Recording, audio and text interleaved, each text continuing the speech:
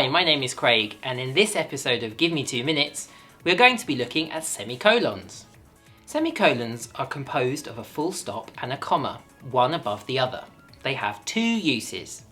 Firstly, it functions as a pit stop between one idea and another. The semicolon is not as strong as a full stop. A full stop, well, stops the reader from reading on. A semicolon lets the reader take a rest, but just for a moment. More specifically, it separates closely related independent clauses. For example, the oysters were dying at the expected rate. The cause of death was infection. Here we have two independent clauses, each containing an idea related to the previous one.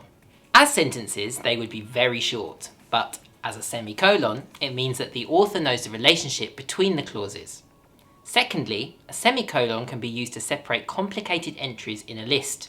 Here, in this example, we have a number of specialist academics and their institutions listed, each separated by a semicolon.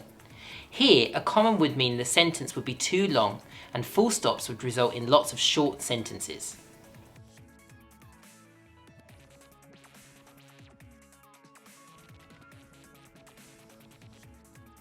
Thank you for watching. Do not forget to subscribe to watch more videos and visit our website for more information. Good luck with your assignment.